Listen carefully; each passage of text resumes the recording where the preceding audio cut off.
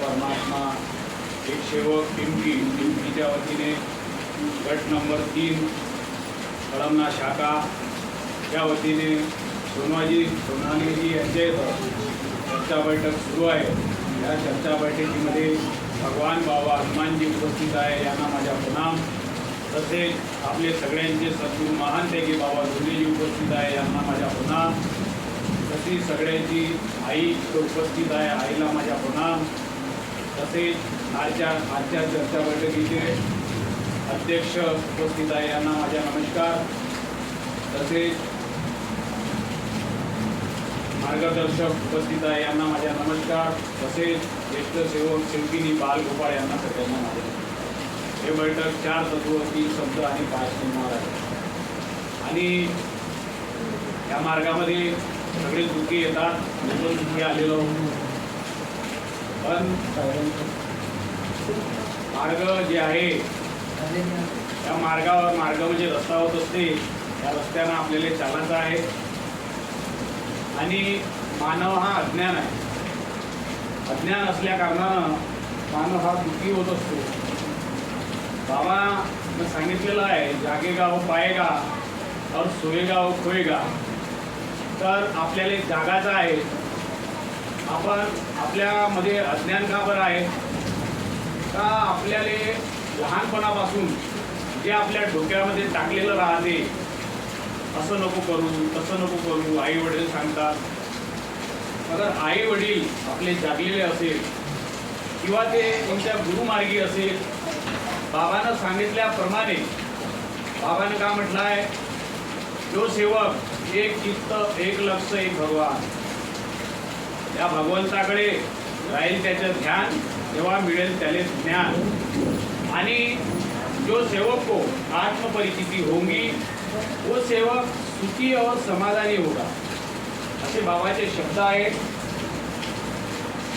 तर आपण सुख बघतो बाहेर, सुख आहे आपल्या हृदयामध्ये, तुझा आहे तुझ्यापाशी पण तू भुललास। तर आपण सुख बाहेर शोधतो, त्या सुखाच्या पाठीमागे धावतो, पण ते सुख बाहेर आहेच नाही। बाबांना ते सांगितलेलं आहे, जिस सेवक को आत्मपरिचिति होगी वो सेवक सुखी और समाधानी होगा। आणि ह्या मार्गाच्या सेवकांना ज्ञान मिळते, म्हणून बाबांना म्हटलं आहे ज्ञान पररस मररस होतो। तर ज्ञानाचा स्पर्श या मार्गामध्ये होतो आणि तो अज्ञान सेवक आपल्या ज्ञानाच्या जरियानं सुखी होत असतो, त्याला माहिती पडून जाते। आपण जेव्हा भी विनंती प्रार्थना करतो, सकाळच्या विनंतीमध्ये भगवंताले हे म्हणा की हे भगवंता, हे भगवान बाबा हनुमानजी ह्या मार्गाच्या रहस्य मला सांगून दे, का ह्या मार्गाच्या रहस्य काय आहे। भरपूरच्या सेवकांना माहिती नाही, सेवक चालून राहिला, पहिले सुरुवातीला तर मार्गावर तर चालावंच लागल। बाबांना जे तत्वशब्द नियम दिलेले आहे त्याने समजावं लागल आणि चालावं लागल की भगवान बाबा हनुमान जी, मैं आपके नाम से तो 108 बार रोज माला जपता हूँ, इसके पीछे का रहस्य क्या है वो मुझे बता दीजिए। क्योंकि बहुत से सेवकों को नहीं पता, मार्गदर्शक मार्ग पे चलने के लिए बोलता है ना। अपन वचन दिला है भगवंताले, अरे भगवान बाबा हनुमान जी, मैं मर जाऊंगा मिट जाऊंगा एक ही भगवान को मानूंगा। जेव्हा वचनच दिलं आहे भगवंताले, तर मग तिथं कशाची भीती आहे आणि कशाचं का आहे का? भगवंताले तर वचन दिलं आहे की मैं मर जाऊंगा मिट जाऊंगा एक ही भगवान को मानूंगा। पण माणूस एवढा हुशार आहे का माणसाच्या हातामध्ये ना जन्म आहे ना मृत्यू आहे। मग आपणच भगवंताले म्हणत आहो की मर जाऊंगा मिट जाऊंगा एक ही भगवान को मानूंगा। तुझ्या हातामध्ये का आहे मानवा का तू मर जाऊंगा मिट जाऊंगा एक ही भगवान को मानूंगा ना? आपण प्लॅनिंग करून तर आलो नाही या धर्तरीवर का जन्म भगवंतामध्ये दे, मी धर्तरीवर जाईन ना मग मी वापस येईन। तर जन्म आपला झाला, आपण कितीतरी वयामध्ये आल्यानंतर आपल्याला समजदारी आली का नाही माझा जन्म झाला आणि मी मानव आहे आणि एक दिवस मृत्यू होणार आहे, ते बी आपल्या हातामध्ये नाही। तो केव्हा होईल काय होईल ते बी आपल्याला माहिती नाही। तर जैसे दूध में घी है, चकमक में आग, तेरा भगवान तुझ में है, जाग सके तो जाग। तर कसं आहे की बाबांनी जे भगवत प्राप्तीची जे फोटो दिलेली आहे, भगवत प्राप्ती म्हणजे भगवंत मिळते, परमात्मा हा मिळते। या सेवकाला परमात्मा अगर स्वयंमध्ये त्यानं बघितला, कारण की भगवंत परमात्मा हा हृदयामध्ये सगळ्यांच्या आहे, प्रत्येक नरनारीमध्ये परमात्मा आहे, पण तो दिसत नाही.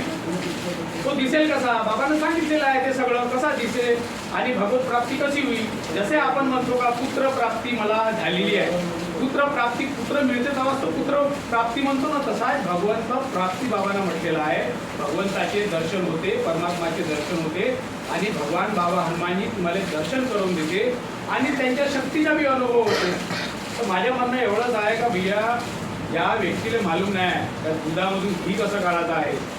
घी जैसे दूध मी घी आहे, पण तो दूध आणल्यानंतर त्याच्यामध्ये घी दिसत नाही, त्याला मथावं लागते आणि ते सगळ्याला प्रक्रिया मालूम नाही, त्यासाठी शिकावं लागते गुरुकडून. तशावानी आपल्या सद्गुरू महान की बाबा दुर्नीजीने सांगितलं आहे का भगवंताचे दर्शन कसे होईल, त्यासाठी भक्ती सांगितलेली आहे. तशी 4 तत्व 3 शब्द 5 नियम आपण नेहमी म्हणत राहतो.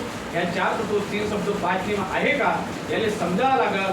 आणि बाबांना जे कार्य दिलेले आहे, कार्य आपण कशासाठी करतो, आपण जागावं लागलं. अगर आपण जागलो ना तर दुःख आहेच नाही संसारामध्ये, की माझं माझं सगळं डोक्यावर ओझं आहे, आपण पकडून ठेवलं आहे की हे माझं ते माझं ते माझं. जो सेवक जागते का नाही त्याला सगळंच माहीत पडून जाते का माझं तर इथं काहीच नाही, माझ्या शरीर बी माझ्या नाही आणि जन्म बी माझ्या हातात नाही, मृत्यू बी माझ्या हातात नाही.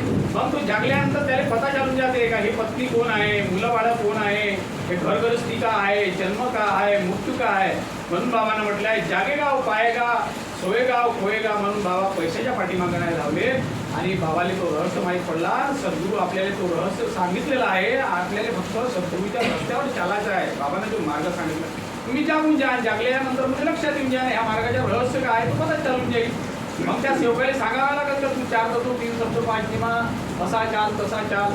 तर भगवंत जागवते हा सगळ्या सेवकांना माहिती पडला पाहिजे आणि आपल्याला जागलो आपण तर आपल्याला माहीत पडून जाते अरे मी याच्या पाठीमागे धावलो, त्याच्या पाठीमागे भगवंतानं तर मला सगळंच काय दिलेलं आहे. जन्म होता बरोबर, जीवन जगण्यासाठी अन्न वस्त्र निवाऱ्याची आवश्यकता असते आणि तो भगवंतानं जन्मापासूनच आपल्याला दिलेलं आहे.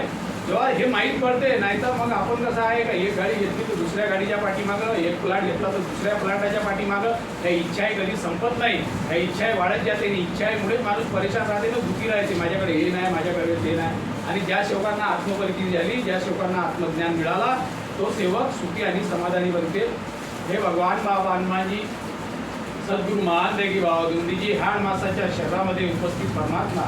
मी अज्ञानी बालक आहे, जे मी काही बोलण्या चालण्यामध्ये माझ्यावाल्या दिवसभरामध्ये कर्म करताना कुठंतरी चुकत असतो बाबा, कारण की मी अज्ञानी आहे, म्हणून मला क्षमा करा.